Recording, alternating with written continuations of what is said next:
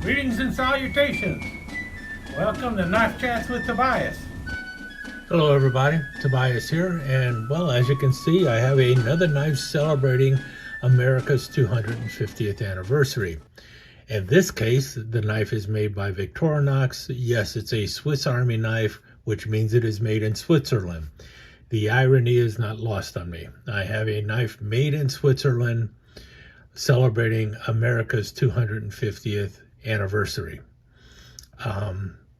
Now, to be fair, I do have two USA-made knives celebrating America's 250th anniversary, and I also have two knives that were made overseas. This one in Switzerland, another one in China. So I'm batting 500 when it comes to USA-made 250th anniversary knives. Will that remain a 500? It really depends on Case, Baron Son, and Buck. And if they can actually turn out a knife other than a trapper, that appeals to me. Now, there are other Victorinox knives out there celebrating the 250th anniversary. Those tend to be special factory offerings. They're not an official knife coming out of Victorinox. This is, as far as I know, the only official knife being produced by Victorinox. It is a limited edition knife from 2026. They are probably already all sold out everywhere. Only 1,776 of them were made. 1776 were made. And, well, I've got number 1621. Okay, enough yammering. Let's get it out of the package, and then I'll yammer a little more about how I came about getting the knife. In any case, this is the packaging. The packaging, well, I guess it's okay. It is definitely all recyclable. You have a sleeve on it, and then you have the card here, which was on the inside. You notice that matches the front here. The only difference on here is that you have the card, which says the number knife that you had, 1621 out of 1776. And then we have the knife. And you've probably seen pictures of it online already. And you can see here, it is blue on the top, red on the bottom, and there is some kind of fading in between the red and the blue with the stars in the middle. So there is a little hint of purple in the middle there as the blue and red overlap. And you see that on the back side here too, as the blue bleeds into the red.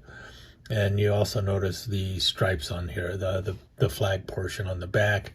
The stars are just a mishmash of stars on there. I wonder, 1, 2, 3, 4, 5, 6, 7, 8, 9, 10, 11, 12, 13. So there are 13 stars on the front, and then the stripes on the back. So similarly, representing the 13 original colonies. So that's pretty cool. I do like the way it looks. Now, the knife itself is obviously an ALOX knife. This is actually the Pioneer X, which means it has the pair of scissors in there. I have one other Pioneer X, which is all red. I have a red ALOX Pioneer X because I collect red ALOX. In any case, on the back side here, we see America's 250th anniversary. The knife is the same quality of knife that you're going to get from any current production Victorinox knife, and so it's really nice. I haven't yet to have any serious issues with any kind of Victorinox knife. And on the blade edge, you read life, liberty, and the pursuit of happiness, which is actually a line straight out of the Declaration of Independence. You know, and that was one of the drawing features of this knife when I saw it. It's the fact that it says life, liberty, and pursuit of happiness on there. So they pulled something straight out of the Declaration of Independence. As for the blades, typical blades you're going to find, you know, the can opener with the small screwdriver, the cap lifter, flathead screwdriver, wire stripper with the half stop, the awl on the back here, the triangular awl, the main blade, and then these scissors. I'm always a big fan of the scissors on a Swiss Army knife, and the ones on the 91 and 93 millimeter is just a really excellent size. Very comfortable to use, and I just really like them. I actually find that I find the scissors more useful than the blade, at least in my opinion. So you can use the scissors and not damage the knife. If you use the blade, you may have an issue with your blade edge there, but a very pretty knife. And you know, it is A-lock, so the if you are to carry this and use it, then it is going to rub. You will eventually lose some of the blue, lose some of the red. It will wear out. And on the back, it's already been etched, America's 250th. As you can see from the packaging here, it is all recyclable. It is basically a sleeve of cardboard that has been cut out, and the knife fits nicely in there. Got a space here cut out for the key ring, so you know which way it goes in. Sits like so. The card goes on top, and then it goes into the sleeve. Now, let me go into a little bit about me. Well, you know, I want to keep the knife out so you can see it. I will have a slideshow at the end also. So, but in any case, how I came about getting this knife is kind of interesting. Well, it's interesting to me, maybe not to you. But in any case, I woke up around 6 o'clock in the morning on the day that these knives were being released. I did not even know they were being released that day. And I got an email from Red Hill Cutlery that said that the knife was available. And I had not even seen the knife before. I just saw that it was available. And then the price, which was $125, which is like, all right, I guess that's a little steep, but after all, your basic Pioneer X comes in at $65, and I think their annual one that they put out is around $82. So this is double the price of your basic Pioneer X. I don't even know how many they're making at this point. It just says that it's a limited edition. I haven't read all the details or anything. And I said, you're going to regret it if you don't get it. So just go ahead and buy it. You've got the money. You've set it aside specifically for 250th anniversary knives. This is a little steeper than you want it to go, but go for it. Go ahead and buy it.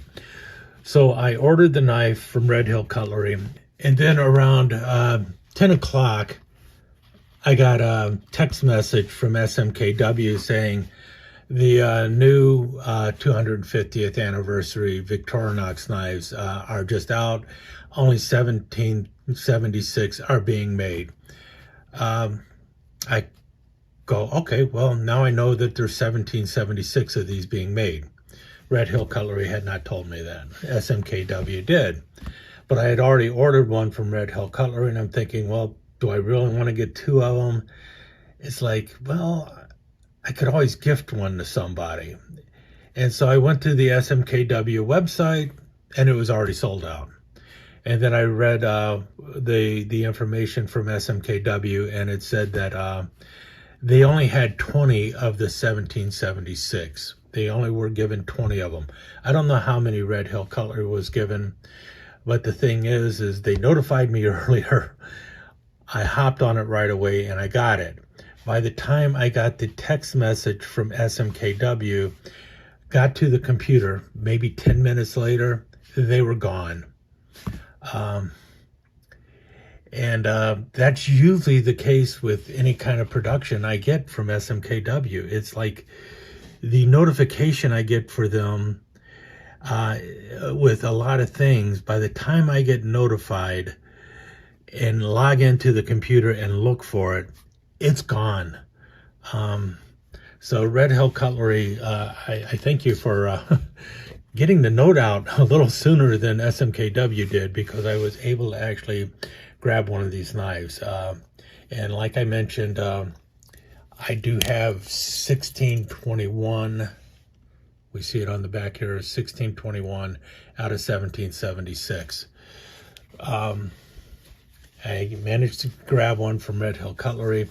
They're sold out in both locations now, and I doubt they're going to be available anywhere else, but I thought I would give you a look at it and show it to you, and well, stick around for some slides. I hope you enjoy it, at least looking at it. It is a very pretty knife. I'm happy to have one. If Case comes out with something other than a trapper, maybe a sod buster, or it probably will never be a something as simple as this. You know, they're what do they call these things? The mini blackhorn. That's it. They come out with a mini blackhorn celebrating it or something like that. That would be fantastic. I doubt they will. They're not going to have anything of a low enough price for the common man to get it. But if they come out with a decently priced sod buster, I might grab one. So far, I've seen an SFO of the Crossroads Barlow and a few other things, but the prices on them are just ridiculous. I just want a simple sod buster, you know, celebrating the 250th anniversary, and not too gaudy. Will it happen? Probably not. I don't think Buck is going to do a Bantam either. So as it is, this is probably going to be might be the last of the 250th anniversary knives I pick up. Now, like I did mention, I do have a couple USA made ones, and both of these together from Baron's Son, the white smooth bone 1776 Revolutionary War Barlow, and their We the People farmhand. And the price of both of these knives combined is about the same as what I paid for the Pioneer X. So that was a good deal, I think. I know the Case or Buck knife would be a little more expensive than the Baron Son, but I doubt I will pay as much as a Pioneer X for either of them. But I would like to see something else from America. Maybe there will be something in the next month or so. We will see. But I am happy that I managed to snag one of these. Truly a limited edition. This is 1776 worldwide. I saw a comment from someone in Great Britain complaining that they're not able to get it. Anyway, with that said, let me move on to the slideshow.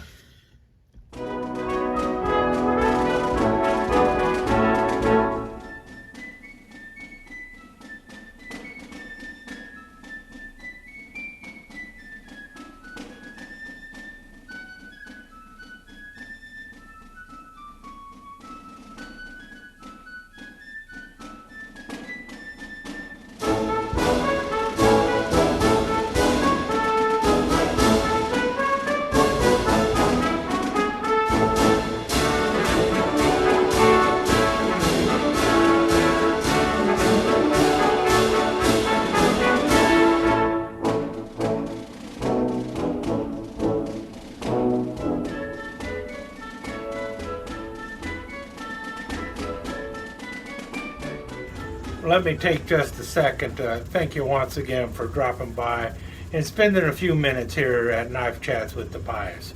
I really do appreciate it, and I do appreciate any comments that you leave. So please remember to give me that thumbs up, and also don't forget to subscribe and ring that notification bell so you'll know when the next episode is up and running. Thanks again for dropping by. Really do appreciate your time here.